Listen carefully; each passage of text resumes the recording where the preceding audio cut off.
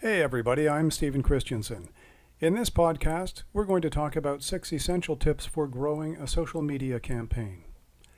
Number 1, personalize your presence. Since the early days of marketing and communication, companies realized it was more effective to reach customers through a personal touch. Lovely women and cool guys sold cars, animated characters sold hamburgers, celebrities sold everything from beer to food products. And an English lizard is the most popular pitchman today for life insurance. Remember, it's not just an endorsement, it's about giving your message a face and personality. Maybe that personality is you, because it doesn't always have to be a third-party spokesperson. There's a reason why real estate agents plaster their mugshots on their lawn signs and business cards. This is true whether you're a corporate company, a not-for-profit association, a political party, or even if you're promoting your own services as a self-employed person. Give it a personality. Number 2, focus in on a main message. Too many people make the mistake of wanting to tell too many stories in a short amount of time and space. Remember, if people take one thing away from seeing your post, your ad, your animated graphic, or even your website, what do you want them to remember? Because there's only one thing they will remember. If you want your listeners, readers, and viewers to do something, make sure that it's easy and takes practically no time at all.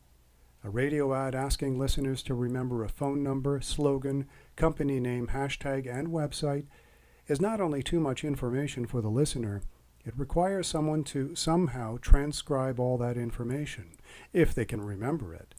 Not exactly easy to do if that radio ad were listened to while driving a car. Number 3, don't overcomplicate things. If you can't encapsulate your idea into the space of a lapel button, it's too complicated. More importantly, if you can't crystallize your thoughts into 3, 4, or 5 words, then you probably still are a little fuzzy about the idea yourself. Number 4, use every list of contacts you've got. Grow your presence with your existing contacts and networks. Introduce things through email to everyone you know, and ask each of them to do something specific and simple, like sharing your original message with 3 of their contacts. It all starts somewhere. Like insurance reps just starting out, they need to think of at least 100 names of people they know. Those are the preliminary leads for outreach and potential sales of recruitment. Get to know where you do well with your messaging and where you don't. That's number 5. While you may start out by coordinating your messaging on multiple social media channels, you're likely to do better on some more than others. Keep a constant monitor on metrics every time you communicate something. Just because one of your products or projects received good response through one platform doesn't mean that level of success will be matched in another. Learn how and where you're engaging people's interests and build on that potential. And number 6, your medium also tells your story.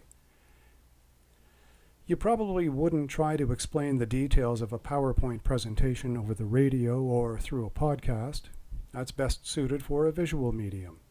Conversely, a podcast like this would probably be more effective if it were communicated by something visual or produced for a video channel. This would facilitate an enhanced potential for people's retention of your message, hitting their senses of sight and sound at the same time. This is particularly important for messages, projects, or services that are more complicated and might need that extra teaching tool. That's where the choice of medium not only facilitates your message, but becomes part of the message itself. And that's it for this podcast. You can always hear more at stephenchristiansen.ca and simply go to podcasts. But one last tip before signing off. Always thank people for their time. For example, and thanks for listening.